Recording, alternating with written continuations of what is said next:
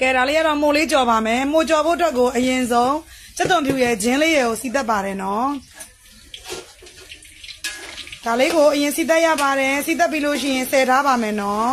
ကဲဒါလေးကတော့ရဲနေအောင်မှစီလေးတက်ပေးရပါတယ်နော်ချစ်ဖို့ကောင်းလိုက်တာတဲ့စိတ်ထားလေးလည်းကောင်းတယ်အောင်မြင်ပါစေမမကြီးတဲ့ကျေးဇူးပါညီမလေးကျေးဇူးအများကြီးတင်ပါတယ်နော်ဒါလေးကတော့မို့ကြော်နီးလေးကိုအစာဆုံးလေးပြောပြပေးနေတာပါ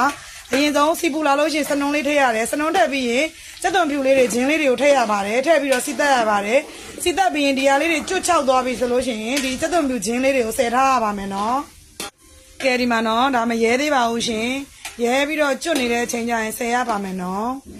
မို့ကြော်နီးလေးကိုထပ်ပြီးတော့မေးထားကြလို့ထပ်ပြီးတော့ပြပေးလိုက်ပါတယ်ရှင်ကဲဒါလေးကတော့ဒီမို့ပေါ့နော်ရေဆေးပြီးတော့မှစားနဲ့တေချာဆေးပြီးတော့မှရေကိုပြောင်းနေအောင်ညှစ်ရပါတယ်ရှင်ရေပြောင်းနေအောင်ညှစ်ထားတဲ့မို့ပဲကြော်ရတာပါနော်ရေဆိုးကြီးနဲ့ကြော်လို့မရပါဘူး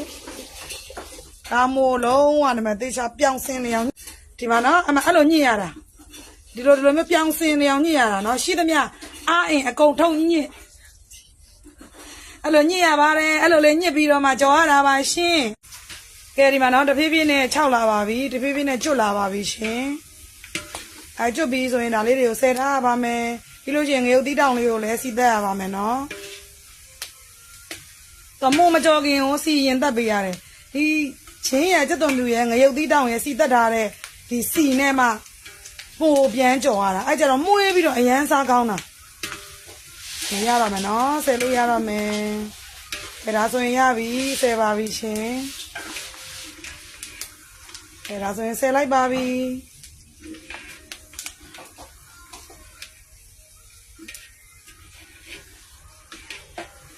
ရပြီဆယ်ပြီးတော့ငရုတ်သီးတောင်ပြန်ထည့်ပါမယ်ငရုတ်သီးတောင်လေးစီတက်ပါမယ်ငရုတ်သီးတောင်လေးရရေဆေးပြီးသားလေးကိုစီတက်ပါတယ်နော်အဲကြတော့ဂျင်းချက်သွန်ဖြူစီတက်ထားတဲ့ဟာရဲ့ဒီငရုတ်သီးတောင်စီတက်ထားရဲဆိုတော့စီတက်ထားတဲ့စီကအရန်ငုံမွေးနေဒီငရုတ်သီးတောင်လေးကလည်းကျွတ်ရင်တန်းဆယ်ပါမယ်ရှင်ကဲဒီမှာငရုတ်သီးစီတက်ထားလဲငရုတ်သီးလေးလည်းရပါပြီလုံးဝကျွတ်သွားပါပြီကျွတ်သွားရင်ဒီမှာဆယ်လိုက်ပါပြီရှင်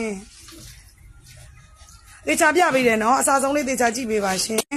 စီတက်ပြီးသားစီကိုမှမို့ထဲတော့မယ်နော်ဒီမှာစီတက်ပြီးသားစီတွေကိုမို့ထဲပါတယ်မို့ဒီမို့လုံးဝမှကျွတ်ချောင်းနေအောင်ပေါ့နော်ကျွတ်လေးဖြစ်အောင်ကြော်ရပါတယ်အငွေ့တွေနဲ့ဆိုတော့တိတ်မမြင်အောင်နော်ဒီမှာခဲဒါဟိုမှာအပေါ်အောက်အကျက်ညီအောင်လို့